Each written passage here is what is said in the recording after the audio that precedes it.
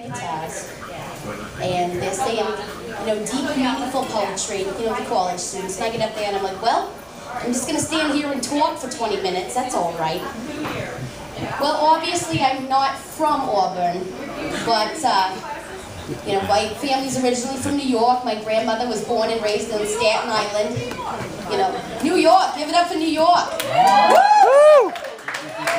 You think this city never sleeps, but you want to sleep sometimes, so the best place to sleep is on the subway at 3 a.m. So my grandmother, she was a dignified, she's right now she's in Florida because she's a snowbird. So she lives in the 55 and older community with all the other snowbirds. Oh, to be a snowbird, right? Well, the snow's coming, I guess I'll just fly south. And she doesn't fly alone, so she's got to go. My uncle takes a really rough job. I said, anytime you want me to take you south, I'll go with you. Right? And anytime you want to go back to New York, I'll take you. But I'm not from New York in any way, shape, or form. I grew up in Sault Ste. Marie, so give it up for... I know! I grew up in Sault Ste. Marie. I was a really active child. I think my parents invented the children on a leash thing.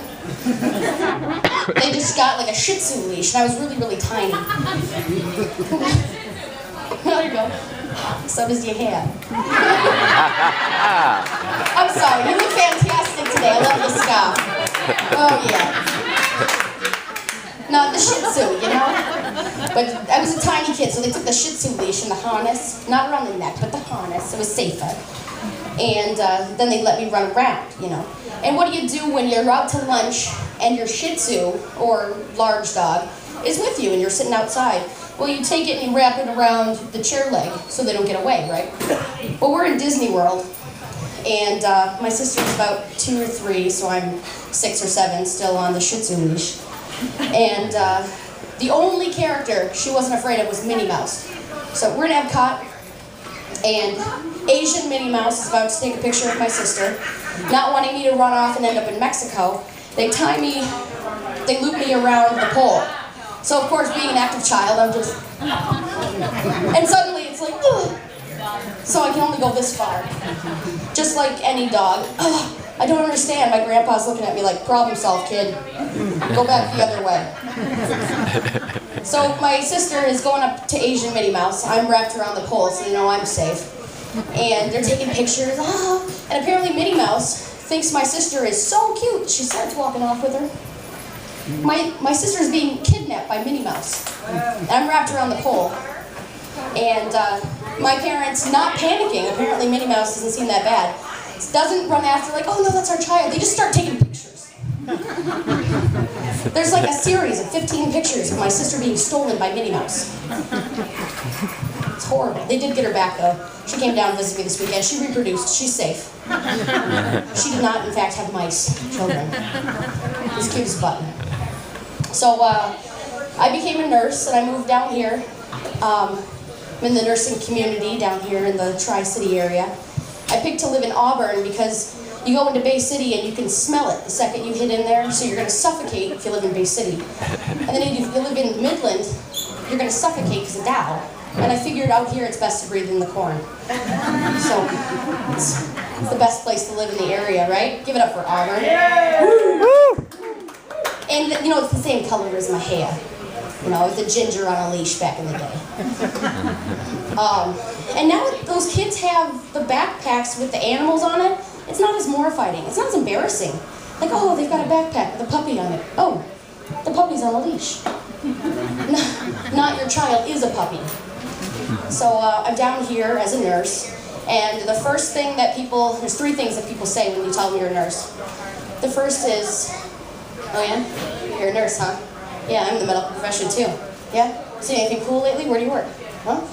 Like, well, I work in ICU, and I guess something cool that not cool, but something weird I've seen lately is when I kept walking by the ICU room, this guy with a malfunctioning penile implant kept waiting. And I'm just like, because you can't wait for their whole hand. You don't want them to feel bad. So and that person's like, oh yeah, oh yeah, oh yeah. Well, I had a drunk guy in ER that was a chronic masturbator, and there was just semen everywhere. Like, you win, dude. I'll just wave from the door. I'm not going in there. Just wave from the door. The second one is, his friend finds out you're a nurse, and immediately it's like they no longer have to go to the doctor ever. Heather, I'm not feeling good. I think I have a cold. What should I do? Go to the doctor. Well, no, I'm just gonna charge me and, drink some water, have a nap. You'll be fine. It'll go away eventually. And then it gets to the point where they start calling me about their pets. My fish is laying on the top of the fish tank upside down. Can you come give it mouth to mouth? No, they did not go to pet school. I don't really like fish unless I'm consuming them. And the third kind of person is like, you're a nurse, huh? That's pretty hot. Yeah. You're naughty? No, not really. No, there's nothing naughty about being a nurse, ever. It's gross. You should be, have some awards for the grossest thing you had to do that week, at the end of the week. But if my significant other was like, hey, Halloween's coming, there's all those naughty nurse costumes, you want to dress up like one for me? Like, okay, sure. So I'd go to Walmart, get the boxiest scrub top, bright yellow with Eeyore on it, because there's nothing sexy about Eeyore. He's depressed. All the time, he's just like, I lost my tail again, I don't know where it is. Really? It's nailed into your ass. Didn't you notice when it pulled out on some tree and you're bleeding? You didn't notice you're bleeding? Or at least your stuffing's coming out, whatever you're made of, Eeyore. I'm sorry. So I'm Eeyore, yellow, scrub top, scrub pants, boxy, a lot of pockets. Nothing sexy about it. And then I walk into the room with a giant Ziploc bag with a garden hose taped to it. You ready for your enema, baby? We should do this close to the bathroom because it's going to be quick. Or, I end up having to put a catheter in you, and no guy wants to do that. No guy whatsoever wants a catheter in. And they get to the hospital, and if they're unconscious or whatever, they have a catheter. The moment they wake up, they got to make sure that's still there. And I'm sure this goes for every guy. We're barely conscious. Like in the morning, you wake up and you're like, oh. It didn't fall off in the night. I got it better. I'm not dating Lorena Bobbitt. That's so good. Okay. Yeah, just gonna check it. Well, if you're confused and you wake up in the hospital, you're going to check to see if it's there. Oh my gosh, there, it keeps going. Why does it, oh, there's a tube in there. Oh my God, I can't pee in my nose. So if they're confused and old, the first thing they're going to do is try to pull it out, not knowing that there's a big balloon in there. There's a big ass balloon in there. It's going to hurt, man. So I walk into this one guy's room, because he's like, oh! I'm like, are you okay, sir? And he's not pulling on his catheter, he's pulling on his penis. Oh, dude, sir, you're gonna want that later. When you wake up next and you find out it's not there, you're gonna be really sad. Oh my gosh. So he's yanking, I'm like, sir, let go. And he does, except instead he grabs me by the wrists and kangaroo kicks me across the room. I land on the bed, because there's of course another person in the room. And there's a guy on this bed going, because he's tranked, but he's completely with it. So I'm like, 3 broken ribs later. No, I didn't break a rib. This is one of the many times I've ended up in ER because patients are violent. So finally became a nurse. I went through nursing school and everything like that. And I grew up in the UP. There's 2 kinds of people in the UP. Native Americans who throw powwows and snowmen like me. Because I'm very, very white and I'm built like this. A lot of butt there. So they don't invite us to the powwows. It's fear that we might melt. It's okay. It's okay. I'll get over it. So I walk into this giant black man's room. And he's blind. But apparently I'm white enough that he could either see me through the blindness or just tell by the way I talk that I'm extremely white. So I do his assessment and everything. And I'm like, okay, sir, Is there anything else I can get for you? He's like, get me some pudding, cracker. Okay, so I go to the snack room and I grab some pudding and some graham crackers. And I head back in. I'm like, here you go. It would be really good if you dipped the graham crackers in the pudding. And he's like, well, all right. I go out to the nurse's station. They're all laughing. I'm like, what? No, honey. He was calling you that. He wasn't asking for graham crackers. He was calling you that. I'm like, oh. All right.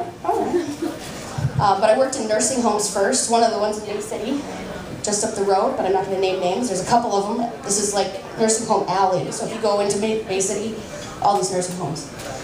And this one has 3 people in a room. There's a guy, of course, that can't talk, that just laughs like, because every time there's I'm going to have shenanigans, there's somebody in the room to go and laugh at me. The guy in the middle is pleasantly confused. He loves being confused and just is the dirty old man that hits on you. And the guy in the end is a sweet 90-year-old guy. Great guy. You know. So I go in and take Jacob, the really sweet old guy's blood pressure. And apparently blood pressures mean matrimony because they got to go quick in the nursing home. They don't have much time left. So take your blood pressure, we're not married. We are one. And so first bed check, I go in to clean up Larry because he actually knows when bed check is and will just pee, so I have to change him.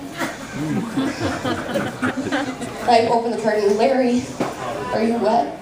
Yeah, you better believe it. Yep, clean me up. So I get the bucket, cleaned him up, and he missed everything except the pad underneath him, so I had this gown up to here, and now he's just naked. That's uncomfortable. And the sheets are down and everything. I cleaned him up. He's like, yeah, get it right there.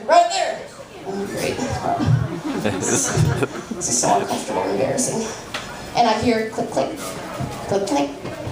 You bitch! Oh, this is where I start swearing, by the way, and it's all quote. I'm just saying what they said. You bitch! I can't believe you're cheating on me! With Larry? No. Gross. No, Jacob, it's not like that. Immediately go into defense. It's not, we're not, no. So he raises his walker above his head. You cheating whore, I'm gonna get you. So I have to do the football move. And I get out of the room, I turn around. Come back here, you cheating whore. Come back here. Click, click, come on. Click, click, stomp out. Oh my God, what am I gonna do with this? And I hear it going the other way. Click, click, stomp, stomp, click, click, stomp, stomp. And I peek around and he's got the walker above his head. He's ready to hit Larry. And he's like, come here, you bastard. And he's like, yeah, she's mine, you bastard. She's mine now. What? So it takes 3 people to pull them apart. And he's still trying to hit me with his walker. I had to switch rooms and everything. This guy thought we were married.